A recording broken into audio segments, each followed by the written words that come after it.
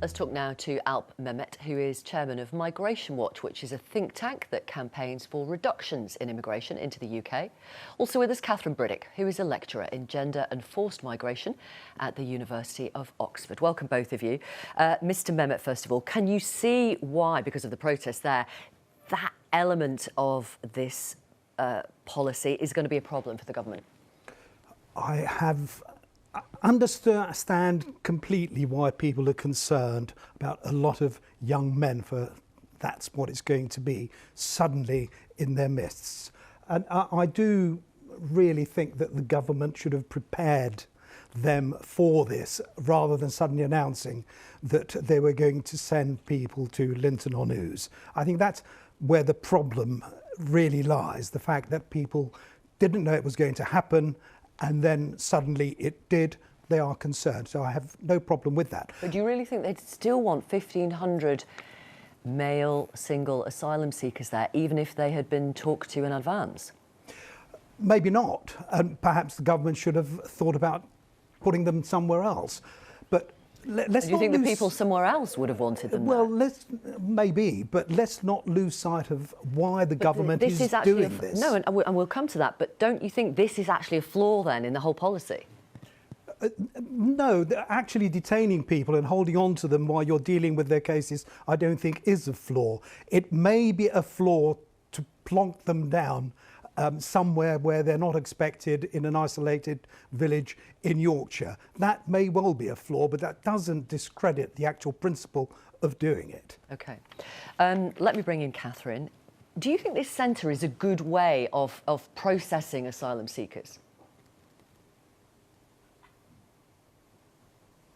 Hi, Catherine, can you hear me?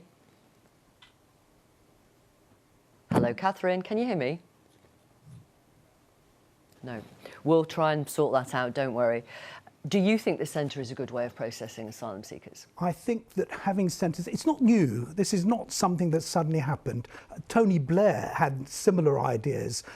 Douglas Hurd, when he was Home Secretary, was trying to do something similar. So actually having people in an area, secure area, where their cases are dealt with is not, I think, outlandish. I think that's perfectly reasonable. It's not that's happening, though. What people are going to do is arrive in Linton-On-Ouse and then have the freedom to walk about and do as they please. That is what I think is wrong, and that is what is concerning people in the north now. Right. So what would you do with these 1,500 people? Well, there's a lot more than 1,500, and I would have them in camps where they actually can stay. And like where? There are lots of former military camps that can be converted. Well, this is a former military base. Yeah, I know. There are lots of them elsewhere as well, not just in Linton-On-Ouse. That's perfectly possible, and they can create the sort of areas that allow them to be kept in civilised, comfortable circumstances. The policy more broadly of trying to deter people from crossing the channel in boats, should it have had some effect by now, do you think? No, I don't think it can possibly have had any effect. It's the right thing to do. I think that we should be discouraging people from jumping into boats, rickety boats, to make their way across the channel. And I think those who are saying that this is the wrong thing to do, in a way, I think that they should think carefully before they encourage people to risk their lives doing it. The fact is that Rwanda, again, I don't know how many people are going to be sent there, but unless it's shown to work, then I'm afraid they will continue to come. This is all about stopping people coming over in boats, and that's so important. Your correspondent referred to the numbers already this year. 8,600 this year alone. That's more than there was in the whole of 2020. 3 times the rate we had last year, 28,500 last year. We're talking about 85,000 people coming by the end of the year. Is that what people really want? I would argue they don't. I think we have established comms to Catherine Briddick now. I'm so sorry about that, Ms Briddick. I hope you can hear me OK. I can, thank you. Good. What do you think about this centre in North Yorkshire? Is it a good way of processing asylum seekers? I haven't been able to hear the package and the discussion you've had until now. I only heard those last few comments about the numbers of people who've been forced to undertake illegal and dangerous journeys to the UK. I would say, though, that of course it is of concern that people who are fleeing war, people fleeing persecution, aren't able to access jurisdictions like the UK where protection is available. But the answer to that is really straightforward, and it's twofold. The first thing is you have to create safe and legal routes. You have to enable people to access the UK through regular means. And this includes things like humanitarian visas or even lifting visa restrictions completely. But let me pause there. But then you have essentially an open borders policy.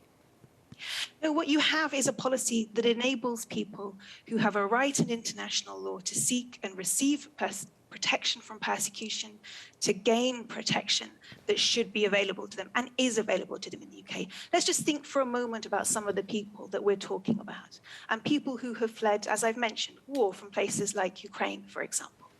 These are individuals who, on the Home Office's own statistics, are entitled to refugee protection.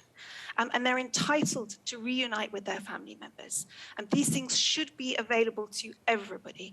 And the policy that we're talking about, this is a policy that's going to be hugely costly, a policy that isn't going to deter people from undertaking dangerous journeys, and a policy that's actually going to increase people's risks. Can I just... I want sorry. to ask, no, sorry, I'm so sorry. I want to put this to you. There is ONS data that suggests that actually immigration in this country isn't such a concern now from voters post-Brexit. What would you say to that briefly, Catherine Briddick? I would say that it is, of course, of concern that people are forced to undertake these journeys. But I would also say that we need to think really carefully about the ethics of treating people as commodities, of trading their rights and protection for political or other gain. And policies like this that aren't supported by any evidence, these undermine trust and confidence in public institutions. Okay. Thank you very much. Thanks for your patience, and I'm so sorry about the technical problems, but we appreciate it. Thank you very much, Catherine Briddick and Alp Mehmet. Thank you.